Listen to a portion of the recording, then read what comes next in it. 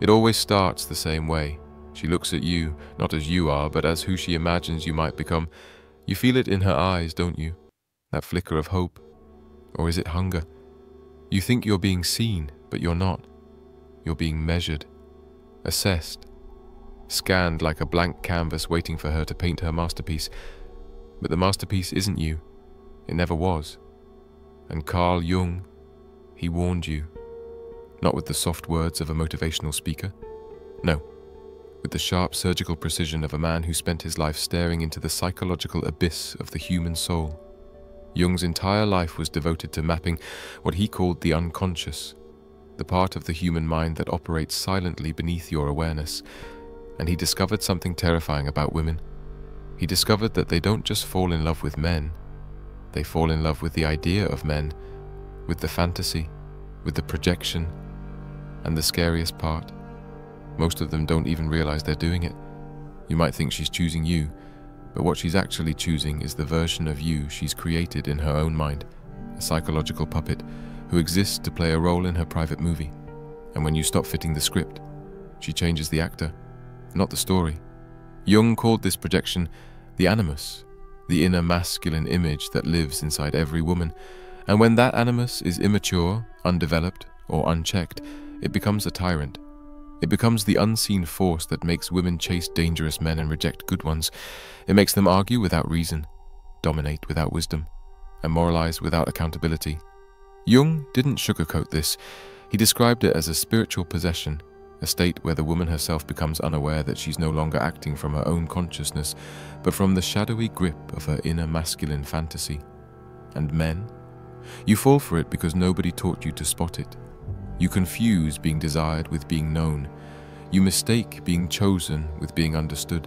You believe her words when she says you're different, when in reality, you're just the latest face she's cast to fulfill a role she's been rehearsing since she was a child.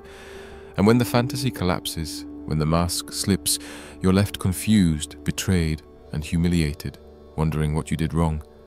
But you didn't do anything wrong. You just stopped being a convincing actor in someone else's play. Jung warned that the only way out of this psychological theater is through what he called individuation, the lifelong process of becoming whole within yourself. And here's the uncomfortable truth: most men never start that journey. You've been trained to chase approval, to seek validation, to let women define your worth. And as long as you do, you'll keep playing the same role over and over again, getting replaced every time the audience gets bored. Individuation isn't glamorous. It's brutal. It requires you to confront the parts of yourself you've buried, the weak, the insecure, the broken. It demands that you stop blaming women for not seeing you and start seeing yourself. Because here's what Jung knew that most men will never understand. You don't become a man by being chosen. You become a man by choosing yourself. You don't earn your worth through her affection. You earn it by standing alone, fully awake, fully responsible, fully alive. A man who has faced his own unconscious cannot be seduced by projection. He is no longer a puppet in someone else's fantasy. He is the author of his own reality. Jung observed that the greatest tragedy of modern men is not that they are rejected, but that they are willing to mold themselves into whatever shape they believe will be accepted. You call it compromise, you call it partnership, you call it love, but Jung had a different name for it: self-betrayal. He warned that men who ignore their own psychic development become slaves to the feminine projection, bending themselves like wet clay into the shapes demanded by women who don't even know their own true desires. You stop being men and you start being masks, smiling, nodding, agreeing, performing, until you forget who you were before you put the mask on. And women? They sense this. Oh, they sense it more than you could possibly imagine. The very thing you think will make her love you, obedience, predictability, availability, becomes the very reason she loses attraction. Why? Because the feminine instinct, Jung taught, isn't drawn to comfort. It's drawn to mystery, to risk, to the man she cannot fully define or control. The moment you make yourself fully known, without boundaries, without a backbone, you don't become more lovable. You become invisible, disposable, replaceable. And yet, here's the paradox that keeps most men enslaved. You fear being alone more than you fear being fake. You'd rather lose yourself than lose her. You'd rather live in a role than face the terror of standing without applause. But Jung taught that until a man embraces that solitude, he will never be free. He wrote that individuation is a path not for the faint-hearted, because it requires you to die before you die, to let the false versions of yourself burn so that something real can finally emerge. But let me tell you something that nobody wants to say out loud. Individuation is lonely, terrifyingly lonely. Because as you walk that path, you begin to see things you cannot unsee. You begin to recognize the games people play, the masks they wear, the lies they tell themselves just to feel safe. And when you try to share what you see, they mock you. They call you cold, arrogant, too serious. They accuse you of being the problem. But you're not the problem. You're the mirror. And people hate the mirror when it shows them something they don't want to face. Jung knew this well. He spent decades studying patients who were terrified to confront their own shadow, the dark, rejected parts of their psyche they refused to acknowledge. And women, Jung warned, are often raised in cultures that reward them for avoiding that confrontation. They are told they are pure, emotional, intuitive, and complete just as they are. But Jung didn't buy it. He wrote that the greatest danger to women was their unconscious animus, the voice inside them that speaks with false certainty, false authority, and false moral superiority. He warned that if a woman does not face and integrate this inner masculine force, she becomes a prisoner of it, projecting it onto every man she meets, blaming them for the very war she refuses to fight within herself. And here you are thinking you're her savior, thinking you'll be the exception, thinking that if you just love her hard enough, prove yourself loud enough, perform well enough, she'll finally choose you for you. But that's not how projection works. Jung taught that projection is a thief.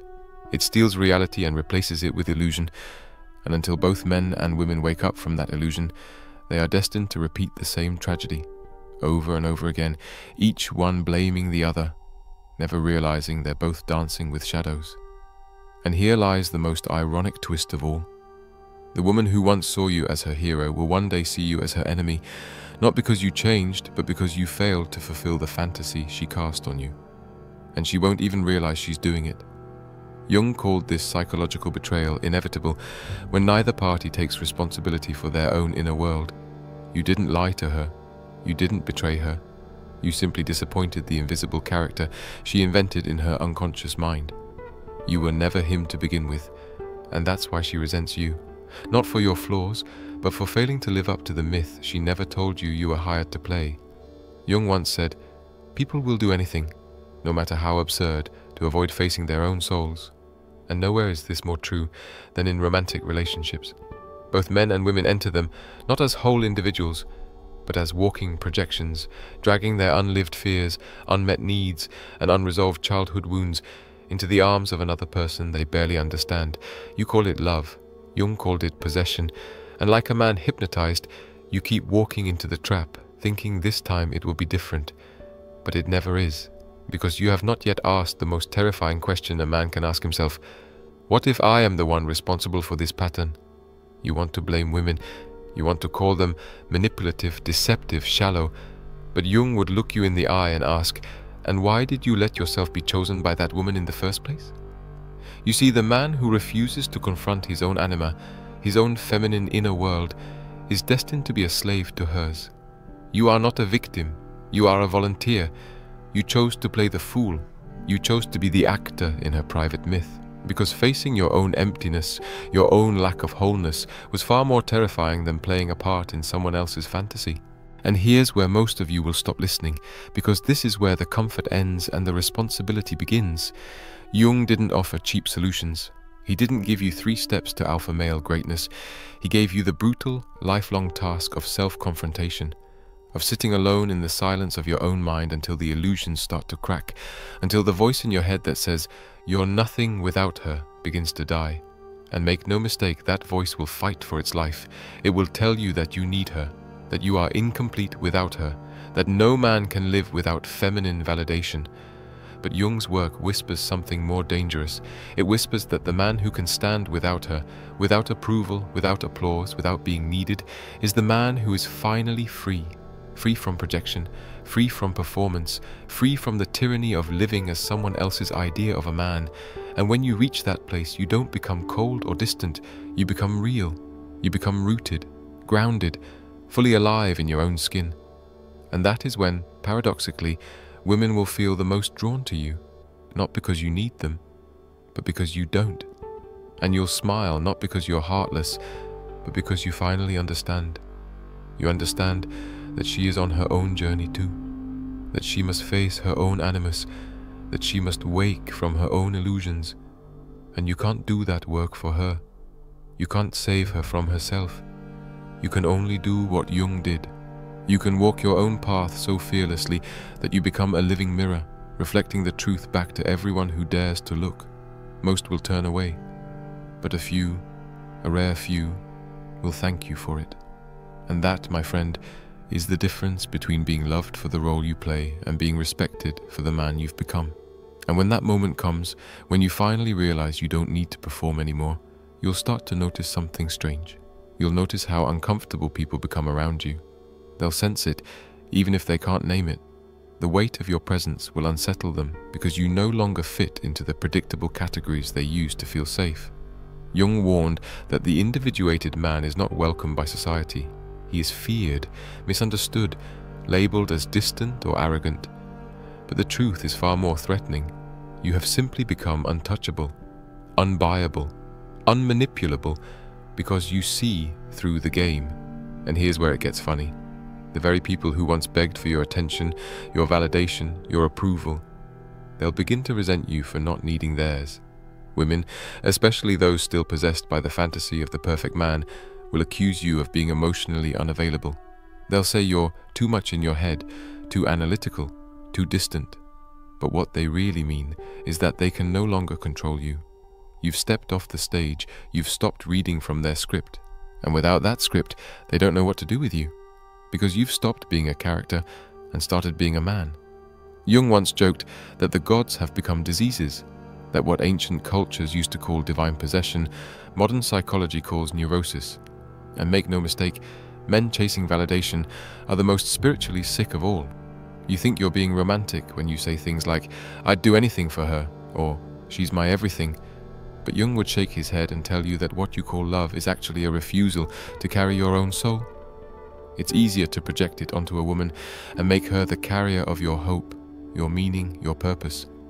Because if she carries it, you don't have to. But here's the brutal twist. When she realizes she was never designed to carry your soul, she will drop it. She must drop it. Because no woman, no matter how loving, can hold the weight of a man who refuses to hold himself. And when she drops it, you'll feel betrayed. But you shouldn't. You should thank her. Because in that moment, when the illusion collapses, you finally stand face to face with the truth. That the work of becoming a man was never hers to do. It was always yours. And in that raw moment of clarity, you have two choices. You can blame her. You can become bitter. You can join the angry chorus of men who point their fingers at women, mocking them, resenting them, swearing them off like cowards who never dared to face their own emptiness. Or you can do what Jung would have demanded of you. You can turn inward. You can start the lonely, terrifying, liberating work of individuating, of becoming whole without needing someone else to complete you. Because the truth is, the woman you're searching for out there, she's a reflection of the part of yourself you've abandoned. Until you face that part, every relationship will be a performance, every connection a transaction, every love a lie. But when you do face it, when you integrate your own anima, your own inner feminine, you become a man who no longer needs to chase women. You don't run after them. You don't manipulate them. You don't perform for them. You stand still, fully rooted in who you are. And from that place, something miraculous happens. You no longer attract women who want a character. You attract women who want the truth. And you'll know it when it happens, because she won't demand that you perform. She won't try to change your script. She won't fall in love with the fantasy of you. She'll stand before you, raw and real, not as a goddess looking for worship, but as a human being willing to walk her own path beside you. No masks, no projections, no games. And when you meet her, the real her, not the fantasy, you'll see the difference instantly. She won't flood you with grand declarations. She won't treat you like the missing piece of her puzzle. She won't seduce you with the language of completion, because she isn't looking to be completed. She isn't looking to be saved. She's done the work. She's met her own shadow. She's confronted her own animus. She's burned through her own illusions. And that's why she won't need you to perform. She won't need you to carry her soul. She'll stand there, whole in herself, looking you in the eye, not as a man she wants to mold, but as a man she is finally ready to meet. And in that meeting, there is no desperation. There is no clinging. There is no performance. There is only truth. And that truth, Jung taught, is the rarest and most dangerous kind of love, the kind that demands nothing but offers everything. Because it is not born of need, it is born of freedom. Freedom to choose, freedom to walk away, freedom to stand together without illusions, without masks, without fear. But let me warn you, most of you will never experience this, because most of you will quit before you get there. You'll settle for the performance. You'll settle for the fantasy. You'll settle for the temporary thrill of being seen as someone you are not, because facing who you truly are still feels unbearable. But if you have the courage, the brutal, gut-wrenching courage to keep walking, to keep standing alone, to keep stripping away every false layer you've built to earn approval, you will eventually find yourself standing at the edge of something terrifyingly beautiful. You will find yourself, and when you do, women will no longer be the source of your identity. They will no longer be the mirror you use to feel like a man. They will become something else entirely, partners, not prizes, mirrors, not mothers, allies, not saviors. And you will love them not because you need them, but because you choose to, from a place of strength, from a place of wholeness, from a place that knows, without apology, who you are. Carl Jung didn't leave you a map to follow. He left you a warning that every man who refuses to confront himself will become a slave to the projections of others, especially the projections of women. But he also left you a challenge to walk the path of individuation, to stop blaming women for the roles you volunteer to play, to stop seeking wholeness in someone else's eyes, to stop waiting to be chosen, because the man who chooses himself, fully, unapologetically, relentlessly, is the man who cannot be controlled by fantasy. He cannot be seduced by performance. He cannot be reduced to a character in someone else's script. He becomes the author of his own life. And if you've made it this far, if you felt this message hit somewhere deep inside you, don't just scroll away. Don't let this be another thing you consume and forget. Take a moment, right now, to like this video, share it with another man who needs to hear the truth, and subscribe for more. Your support isn't just for us, it's for the next man who's still living in the illusion, waiting to be set free. Help us spread this message. Help us wake up the world, one man at a time. And if you're ready to take this journey deeper, check the link in the description and join the movement, because the time to wake up is now.